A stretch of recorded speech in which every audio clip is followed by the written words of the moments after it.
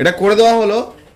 সে আমাদের কি বলছিল, দেখ বলছে y square is to y z এবং কোন অনুপাতের মিশ্র অনুপাত বলছে x y is to z square.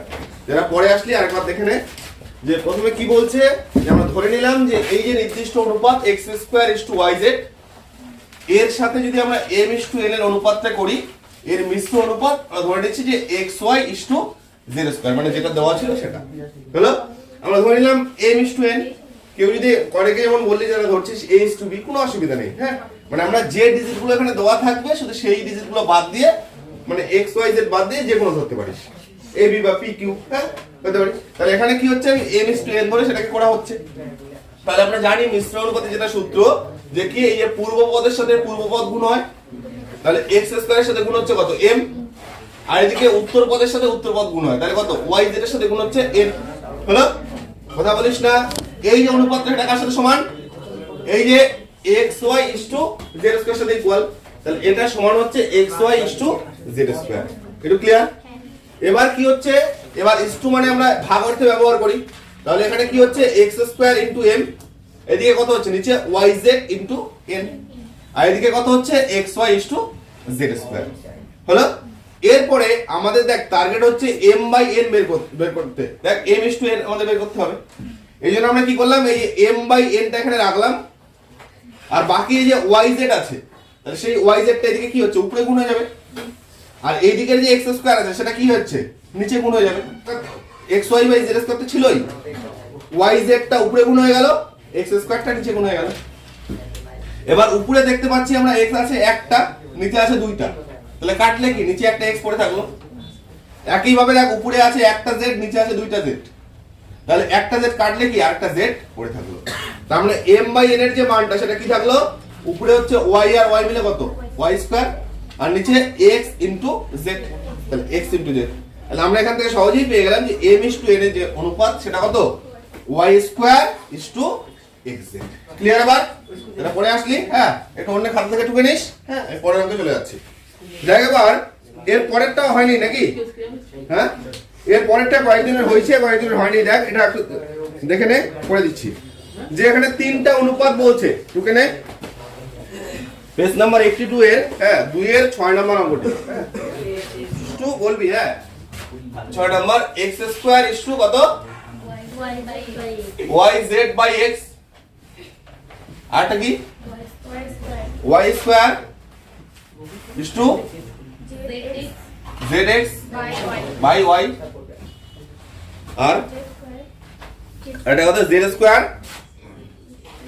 Is to কত, ওয়াই এক্স বাই জেড। এই অনুপাত দেওয়া আছে, ঠিক আছে। অনুপাতগুলির ব্যস্ত বলছে যেই নির্দিষ্ট অনুপাতগুলি দেওয়া আছে, অনুপাতগুলির ব্যস্ত অনুপাতগুলির যৌগিক অনুপাত। তাহলে এই অনুপাতগুলির ব্যস্ত অনুপাত কি হবে, লাগছে এই অনুপাতগুলির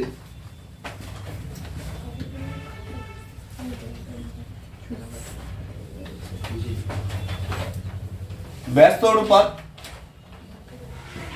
কি হয় বলতো, কি হয়, প্রত্যেকটা অনুপাতের শুধু উল্টে যাচ্ছে, পূর্ব পদটা উত্তর পদের ঘরে, উত্তর পদটা পূর্ব পদের ঘরে। তাহলে প্রথমটা কি আমরা লিখবো, y z by x is to কত হবে, এক্স স্কয়ার।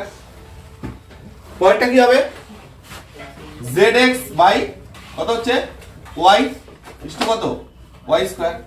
আর লাস্টেরটা y x by z is to z square. এদের কি চাইছে, যৌগিক অনুপাত, এদের যৌগিক অনুপাত। অনুপাত কি হচ্ছে, কি হয়, সমস্ত পূর্বপদ গুলো একত্রে গুণ। এই অনুপাতে যৌগিক অনুপাত বলে নাই, কিন্তু আমাদের বলছে কি এই যে অনুপাত গুলো তিনটা বলা আছে, এটা একটা অনুপাত, এটা একটা অনুপাত, এটা একটা অনুপাত, এদের কি বলছে, যৌগিক অনুপাত। বলছে নির্দিষ্টভাবে যে এত অনুপাতগুলির ব্যস্ত অনুপাতগুলি যৌগিক অনুপাত। তাহলে প্রথমে এদের ব্যস্ত অনুপাত এগুলো পেয়ে গেলাম, এদের যৌগিক অনুপাত। তাহলে এদের যৌগিক অনুপাত মানে এখানে সমস্ত পূর্বপদগুলো কি গুণ, ইস টু কি হবে, সমস্ত উত্তর পদগুলো গুণ। তাহলে যৌগিক অনুপাত কি হবে, এখানে y z by x into কত হচ্ছে পরেরটা, z x by y into কত y z by y x by, তাহলে ওয়াই এক্স বাই কি হচ্ছে জেড ইস টু কত হবে এখানে x square y square z square, এরকম ভাবে দেওয়া আছে। কি কাটা আছে, একটা করে এক্স কাটা আছে এখানে, একটা ওয়াই আবার একটা জেড, তাহলে উপরে কি পড়ে থাকছে এক্স ওয়াই জেড না, উপরে থাকছে এদিকে এক্স ওয়াই জেড আর এদিকে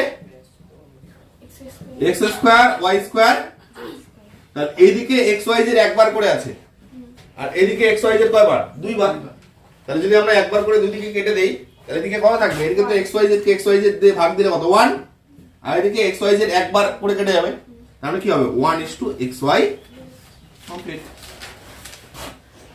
বুঝে গেল। তাহলে এই যে অনুপাতটা দেওয়া আছে, যে অনুপাত তিনটি দেওয়া আছে, সেই তিনটি অনুপাতের ব্যস্ত অনুপাতে যখন যৌগিক অনুপাত বের করলাম, তাহলে প্রথমে অনুপাতগুলির ব্যস্ত অনুপাত করলাম, এদের যৌগিক অনুপাত আমরা এই যে অনুপাতগুলো দেওয়া আছে তাদের যখন যৌগিক অনুপাত বের করলাম তখন কি হচ্ছে সমস্ত এখানকার পূর্বপদগুলো গুণ একদিকে আর অপর সাইডে কি সমস্ত উত্তরপদগুলো গুণ, ঠিক আছে।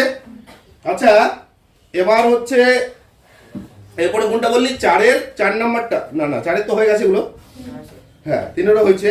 আচ্ছা 5 3 নাম্বারটা আটকেছে না, 5 3 নাম্বারটা দেখলাম কয়েকজনের ভুল করছিস, হ্যাঁ 5 3 কর দেখি, 5 3 যাদের হয়ে গেছে একটু মিলিয়ে নে, হ্যাঁ জাস্ট একটু মিলিয়ে নে, হয়ে গেছে। এবার 5 3 নাম্বারটা ঢুকতো,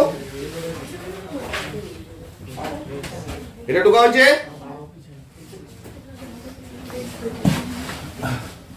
5 3, হ্যাঁ কি দেওয়া আছে দেখতো এখানে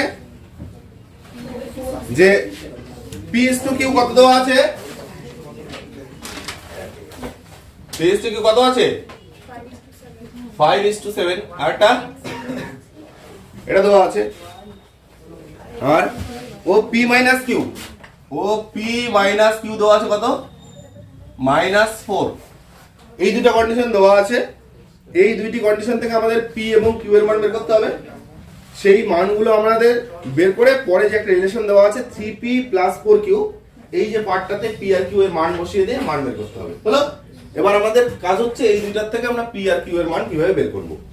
দেখ দেখ এখানে p/q মানে p বাই, আর এখানে 5:7 মানে 5/7, পরের লাইনে আমরা p বাই কি লিখতে পারি, এক তো 5টা যদি এখানে ইন্টারচেঞ্জ করে দেই তাহলে p বাই 5 করতে পারি, পরে এটা q বাই কত লিখতে পারি 7 অনুপাত, হ্যাঁ তাহলে কি হচ্ছে যে p বাই দেখ p এখানে 5 নিয়ে আসলাম আর q টাকে এখানে দিলাম, দেখ এখানেও কি থাকছে 7p = 5q, এখানেও সেম হচ্ছে 7p = কত 5q, শুধু ইন্টারচেঞ্জ, উপরে pq টাকে রেখে দিলাম আর নিচে সংখ্যাগুলোকে রেখে দিলাম 5 আর 7।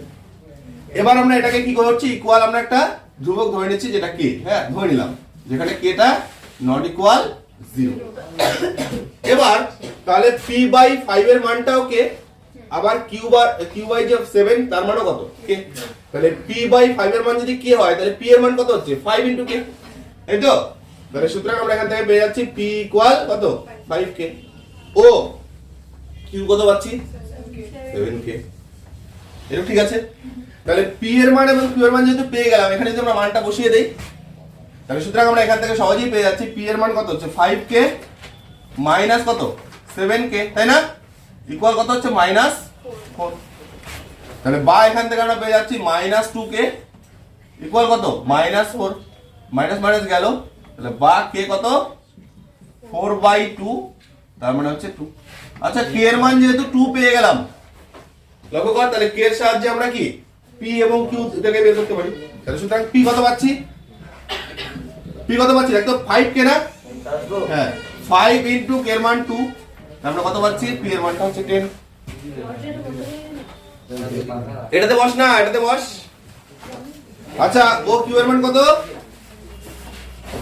q এর কত দেখতো 7k, তাহলে কত হচ্ছে 7 × 2, তাহলে কত পেলাম আমরা 14। এবার সুতরাং আমাদের কার মান বের করতে বলছে, দেখতে কি দেওয়া আছে কার মান 3p + 4q, এবার হচ্ছে 3p + 4q এর মান আমাদের বের করতে হবে। হলো, তাহলে 3 * p এর মান 10 প্লাস 4 * q এর মান 14, এই তো। এবার তাহলে এখানে কত হচ্ছে 32 প্লাস 56, তাই না? তাহলে কত হচ্ছে টোটাল 80 কমপ্লিট। যদি কেউ হয়তো ভাবিস না আমি পি আর কিউ এর মানটা এখানে আগে বসিয়ে দিয়ে, এটা পি এর মান কত 5k, কিউ এর মান 7k, হলো বসিয়ে দিয়ে টোটালটা কে দিয়ে পেয়ে গেলি, তারপরে সবার শেষে কে এর মান বসাবি তবুও হবে।